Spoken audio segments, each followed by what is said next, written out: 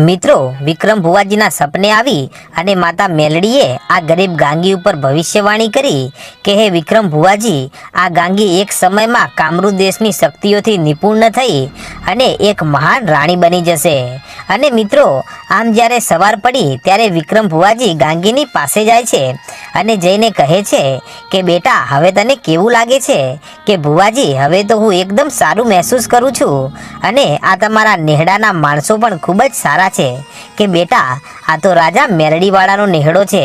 અને ત્યારે ગાંગી કહે છે કે આ માતા મેલડી કોઈ દેવી છે? કે હા બેટા, એ તો ધારે એવા કામ પાર પાડે છે। ત્યારે ગાંગી કહે છે કે ભુવાજી, તમે અને તમારો નેહડો ભલે માતાજી મેલડીને માનતા હોય, પણ હું કોઈ માતાજી કે દેવ કે ભગવાનને માનતી નથી અને એ માટે તમે મારી સામે આ બધી વાતો ના કરો ને તો સારું, નહીતર મને ગુસ્સો આવી જાય છે। અને ત્યારે ભુવાજી સમજી ગયા કે આને હજી તેના મા બાપના મોતનું દુઃખ છે અને એનાથી મોટું દુનિયામાં બીજું કોઈ દુઃખ નથી હોતું। તેથી હસતા મોઢે કહે છે કે ભલે બેટા, હવે તારી સમક્ષ માતાજીની કે કોઈ દેવીની વાત નહીં કરું, બસ।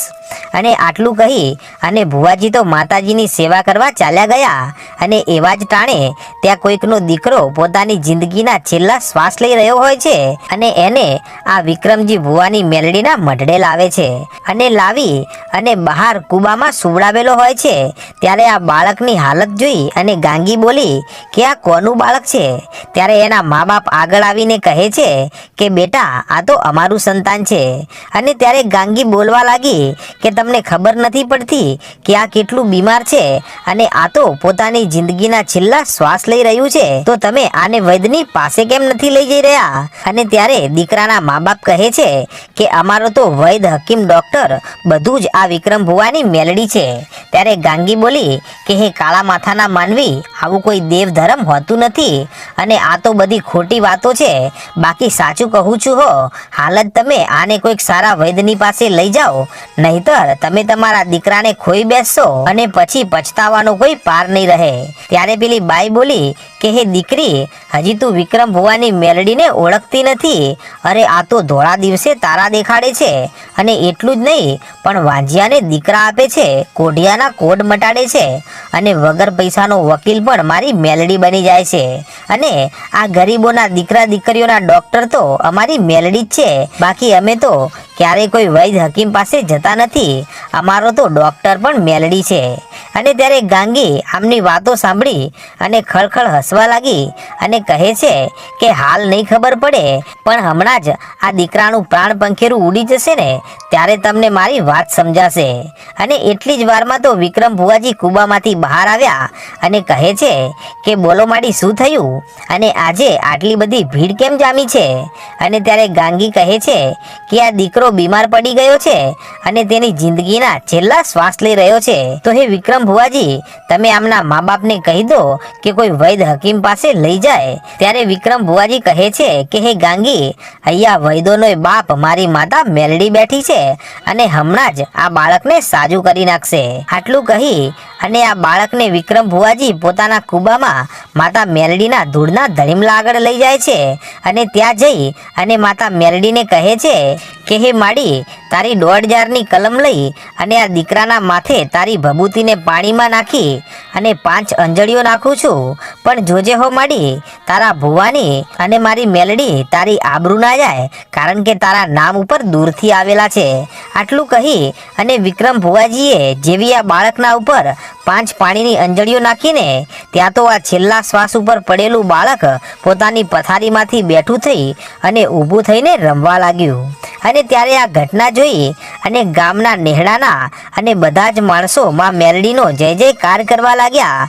પણ ત્યારે આ ઘટના નજરો નજર જોઈ રહેલી આ ગાંગી પોતાના કાનમાં 2 આંગળીઓ નાખી અને ત્યાંથી દૂર ભાગી જાય છે। અને મિત્રો, આમ ગાંગી તો ત્યાંથી ભાગી ગઈ, પણ પછી પેલા દીકરાને લઈ અને બધા પોતાના ગામમાં જાય છે। અને આમ કરતા કરતા રાત પડી ત્યારે રાતના બધા જ લોકો વાળું પાણી કરી અને નિંદ્રાને આધીન બની જાય છે અને ગાંગી એકલી જાગે છે અને અડધી રાત્રે જાગી અને માતા મેલડીના ધૂળના ધડીમ લઈ જાય છે અને ત્યાં જઈ અને માતા મેલડીને બે હાથ જોડીને કહે છે કે હે માં મેલડી, મેં આજ દિવસ સુધી કોઈ દેવી દેવતાઓને માન્યા નથી, પણ આજે પહેલી વાર મને તારામાં શ્રદ્ધા જાગી છે. તો માડી, આ ગામના માણસો તો એમ પણ કહે છે કે તું દરેક માણસોના ધાર્યા કામ પાર પાડે છે. તો માડી, મારે ખાલી મારું એક કામ પૂરું પાડી દે માં. મારે કામરૂ દેશની વિદ્યા શીખવી છે અને એ વિદ્યાઓ શીખવાડે ને એવો કોઈક વિદ્યાવાળો માણસ મને કાલ સવારે ભેટો કરાવી દે તો માડી મારું કામ થઈ જાય. અને જો માડી તું મારું આટલું કામ પાર પાડે ને તો હું ગાંગી તને વચન આપું છું કે તારી ધજા લઈ અને ઉઘાડા પગે તારા મંદિરે ચાલતી આવીશ. અને આટલું કહી અને ગાંગી તો ત્યાંથી ચાલી નીકળી અને અડધી રાત્રે પાછી જઈને સૂઈ જાય છે અને નિંદ્રાને આધીન બની જાય છે.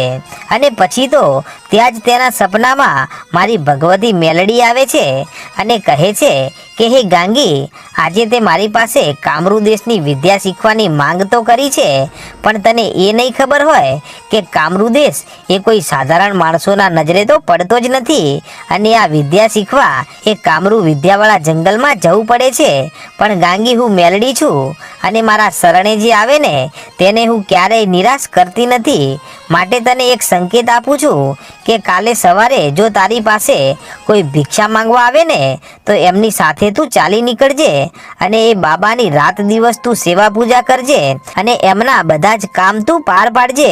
પણ ક્યારે તેમને એમ ના કહેતી કે બાબા મને વિદ્યા શીખવાડો, અને તારું કામ કરતી જજે અને બાબાની સેવા કરતી રહેજે. અને હું મેલડી એક દિવસ એવો દિવસ લાવીશ કે બાબા ખુદ તને કામરૂ દેશની તાંત્રિક વિદ્યાઓ શીખવાડવા લાગશે. પણ મારા બોલને યાદ રાખજે કે તું બાબાને સામેથી વિદ્યા શીખવાનું કહેતી નહીં. અને તારું કામ થઈ જાય ને તો મારી માનેલી માનતાને ભૂલી ના જતી, નહીતર ગાંગી તારા વિનાશનું કારણ હું મેલડી બનીશ. અને આટલી વાત મારી યાદ રાખજે. અને આટલું કહી અને માતાજી તો અંતર ધ્યાન થઈ ગયા. અને આમ કરતા કરતા સવાર પડી એટલે ગાંગી પોતાને આવેલા સપનાને ઘડી ઘડી યાદ કરે છે કે શું ખરેખર માતાજી મેલડી મારે વારે આવી અને મને સપને આવ્યા. અને આમ આટલું વિચારી અને તે વિક્રમ ભુવાજીની પાસે જાય છે અને ત્યાં જઈ અને કહે છે કે હે ભુવાજી, શું માતાજી મેલડી સપને આવે ખરા? અને ત્યારે વિક્રમ ભુવાજી કહે છે કે હા બેટા, માતાજી તો સપને જ આવે ને, બાકી કાંઈ સામે થોડા આવે. પણ ગાંગી, એક વાત હું તને કહી દઉં છું કે એક દિવસ તું કામરૂ દેશની એક મહાન વિદ્યાવાળી રાણી બની જશે. અને આટલું વિક્રમ ભુવાજીના મોઢેથી જ્યારે શબ્દ નીકળ્યો ને ત્યાં તો સામે ગાંગીના ડોળા ફાટી ગયા અને કહે છે કે પણ ભુવાજી, તમને મેં તો ક્યારેય આવી વાત કરી નથી કે મારે વિદ્યાઓ શીખવી છે, તો તમને કેવી રીતે ખબર પડી કે હું કામરૂ દેશની વિદ્યાવાળી રાણી બની જઈશ? કે મને માતા મેલડીએ પહેલાં જ કહી દીધું હતું. અને વિક્રમ ભુવાજીનું આટલું વાક્ય સાંભળતા તો ગાંગી માતા મેલડીના મરડે જઈ અને પગે લાગે છે કે ખરેખર માડી, તમે હાજરા હજુર છો અને હવે તમારા કહેવા પ્રમાણે થવાનું જ છે. કેમ કે મને પાક્કો પુરાવો તો મળી જ ગયો છે. કારણ કે વિક્રમ ભુવાજી કાંઈ જાણતા ના હતા, એમ છતાં પણ તેમને ખબર પડી ગઈ. તો માડી, આ તો તારું જ પ્રમાણ છે. અને આટલું કહી અને ગાંગી હજુ માતાજીની સમક્ષ આમ બોલી રહી છે પણ ત્યાં તો બહારથી અવાજ આવ્યો, ભિક્ષાન દેહી. અને ત્યારે વિક્રમ ભુવાજી ઊભા થઈ અને ભિક્ષા આપવા જાય છે. ત્યારે ગાંગી તેમને રોકે છે કે ભુવાજી લાવો, આજે ભિક્ષા આપવા હું જાઉં છું. અને આમ ગાંગી જેવી બહાર નીકળીને ત્યાં તો ગાંગી આશ્ચર્યમાં પડી ગઈ કે બાબા તમે. અને ત્યારે બાબા પણ બોલ્યા કે ગાંગી તું અહીંયા છે. અને મિત્રો, આ તો એ જ બાબા હતા કે જેમના ઝૂંપડીએ ગાંગી રહેતી હતી. અને પછી તો બાબા કહે છે કે બેટા, તું અહીંયા કેમ આવી ગઈ? અને શું તું મારા ઉપર ગુસ્સે છે? અને શું તું ગુસ્સો કરી અને આપણી ઝૂંપડીએથી ભાગી ગઈ છો બેટા? પણ ત્યારે બહાર આવી અને વિક્રમ ભુવાજી બોલ્યા કે નાના બાબા, આ તો તમારા ઉપર ગુસ્સે નથી થઈ, પરંતુ દીકરીની પાછળ કોઈક 4 નરાધમો પડ્યા હતા અને તેને મારી નાખવાના પ્લાનમાં હતા. પણ આ ગાંગીને મારો ભેટો થઈ ગયો અને ગાંગી દીકરી બચી ગઈ છે.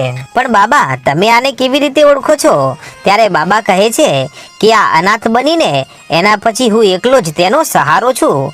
અને આ ગાંગીને અહીંયા રહેવું ગમતું હોય તો તે ભલે રહેતી, એમાં મને કાંઈ વાંધો નથી. પણ ત્યારે ગાંગીને રાત્રે આવેલું સપનું યાદ આવ્યું. તેથી તે સમજી ગઈ કે માતા મેલડીએ કહ્યું છે કે સવારના ઉગતા સૂરજની સાથે જે ભિક્ષા માંગવા આવે ને તેમની સેવા કરવાની છે અને એ વિદ્યાવાળા બાબા તને વિદ્યા શીખવાડશે. તો આ વિદ્યાઓ આ બાબા તો જાણે જ છે, તો મારે હવે આમની સાચે જ સેવા કરવી છે. અને આમ વિચારી અને ગાંગી બોલી કે બાબા, હું તમારી સાથે આવું છું, મારે અહીંયા નથી રહેવું. અને હે ભુવાજી, તમે મારી રક્ષા કરી એ બદલ તમારો દિલથી આભાર માનું છું, પણ મારા બાબા સાથે મને જવા દો, મને એમણે ખૂબ સાચવી છે. ત્યારે બાબા કહે છે કે તો કાંઈ વાંધો નહીં બેટા, ચાલ. અને મિત્રો, આમ ગાંગી પછી આ બાબાની સાથે ચાલી નીકળી. ત્યારે રસ્તામાં ચાલતી ચાલતી તે પૂછે છે કે બાબા, તમે આ ગામમાં દરરોજ આવો છો? કે ના બેટા, મને તો મારો હરી જે દિશા બતાવે ને એ દિશામાં મારા ડગલા ચાલી નીકળે છે, અને આ ગામમાં તો હું પહેલી વાર આવ્યો છું. ત્યારે ગાંગી મનમાં કહે છે કે હે બાબા, તમે પહેલી વાર આ ગામમાં નથી આવ્યા, પણ તમને તો માતા મેલડી મારા માટે ખેંચી લાવી છે. પણ બાબા, હવે તમારે ચિંતા કરવાની કોઈ જરૂર નથી, કેમ કે હું ગાંગી તમારી સાચા મનથી સેવા પૂજા કરીશ. અને મિત્રો, આમ બંને ઘરે પાછા ઝૂંપડીએ આવે છે, અને ગાંગી પહેલા તો ઝૂંપડી અને આજુબાજુનું આંગણું સાફ કરી નાખે છે, અને પછી જમવાનું બનાવી નાખે છે, અને પછી જે સમય વધે છે એમાં બાબાની સેવા કરે છે. અને આમ કરતાં કરતાં આ દિવસ પૂરો થઈ ગયો, અને બીજા દિવસે બાબા રોજની જેમ ભિક્ષા માંગવા માટે તૈયાર થયા. ત્યારે ગાંગી કહે છે કે બાબા, મને તમારી સાથે લેતા જાઓ, નહીતર અમારા ગામના માણસો મને એકલી જોશે ને તો ફરી મને મારી નાખશે અને મારા ઉપર હુમલો કરશે. ત્યારે બાબા કહે છે કે બેટા, શું ખરેખર 4 લોકો તને મારવા આવ્યા હતા એ તારા ગામના હતા? કે હા બાબા, એ મારા જ ગામના માણસો હતા, અને તેઓ એમ કહીને મારી પાછળ પડ્યા હતા કે આના મા બાપને જ્યાં પહોંચાડ્યા છે ને ત્યાં આને પણ પહોંચાડી દઈએ. અને ત્યારે બાબા કહે છે કે બેટા, તો ફરીવાર પણ તારા ઉપર હુમલો કરવા એ લોકો જરૂર આવશે. અને ત્યારે ગાંગી કહે છે કે હા બાબા, મને ખબર છે, અને જાણે જંગલી કૂતરાઓ પાછળ પડ્યા હોય ને એમ મારી પાછળ દોડ્યા હતા, પણ એ તો સારું થયું કે મારો ભેટો વિક્રમ ભુવાજી સાથે થઈ ગયો, નહીતર બાબા આજે આ આંગણામાં તમારી સામે આ ગાંગી ના ઊભી હોત, પરંતુ એની તો રાખ ઉડી ગઈ હોત. માટે હે બાબા, મારે તમારી પાસે કાંઈ નથી જોઈતું, મારે વિદ્યા પણ નથી શીખવી, પણ ખાલી બાબા મને તમારી સાથે લેતા જાઓ. અને ત્યારે બાબા કહે છે કે તારે મારી સાથે આવવાની જરૂર નથી, કેમ કે બેટા, હું તો આખો દિવસ ચાલું છું, અને તું મારી સાથે ચાલીશ ને તો તું થાકી જઈશ. એના કરતાં એક કામ કર, તું ઝૂંપડીમાં જા, અને ઝૂંપડીમાં જે નાનકડી પાણીની માટલી પડી છે ને એમાં થોડું પાણી લઈ અને અહીંયા ભરી લાવ. કે ભલે બાબા. અને પછી ગાંગી પાણીની માટલી ભરી અને આવી કે લો બાબા, આ માટલીને શું કરશો? અને ત્યારે એ માટલી બાબાએ હાથમાં લીધી અને એ માટલીના પાણીમાં 2 ફૂંક મારી અને કહે છે કે હે ગાંગી, હવે આ પાણીની માટલી રહીને એ તારી સાથે રાખજે, અને જો એ નરાધમો તારી પાસે આવે ને તો આ પાણીને એ ચારેયના ઉપર છાંટી દેજે. કે બાબા, પણ પાણી છાંટવાથી શું થશે? કે બેટા, એમાં મારી વિદ્યાથી મેં પાણીને એવું મંત્રી નાખ્યું છે કે આ પાણી એ ચારેય નરાધમોના શરીર ઉપર એક છાંટો પણ અડશે ને તો તેની સાથે જ તેઓ ત્યાં જ ચોંટી જશે અને મૂર્તિની જેમ ત્યાં જ ઊભા રહી જશે, અને તને પછી એ કાંઈ નહીં કરી શકે. અને ત્યારે ગાંગી આટલું સાંભળી અને ખુશ થઈ ગઈ અને કહે છે કે વાહ બાબા, હવે તમે નિરાવતે જાઓ, મને કોઈ વાતનો ડર નથી. અને પછી બાબા ગાંગીને એ માટલી આપી અને ત્યાંથી ચાલી નીકળ્યા. પણ પછી ગાંગી એકલી વિચારે ચડી કે આ બાબા કહી ગયા છે કે પાણી છાંટીએ તો સામેવાળો ત્યાંનો ત્યાં મૂર્તિની જેમ ચોંટી જાય છે, તો એ વાતની મારે સાબિતી તો કરવી પડશે ને, તો લાય એકવાર તપાસ તો કરી જોવું. અને મિત્રો, આટલું વિચાર કરી અને ગાંગી જે કરે છે તે ખરેખર જોવા જેવું છે. તો મિત્રો, ગાંગીનો આગળનો ઇતિહાસ આપણે આગળના ભાગમાં જોઈશું. અને મિત્રો, તમને આ વાર્તા જોવી ગમતી હોય તો મિત્રો અમારી ચેનલ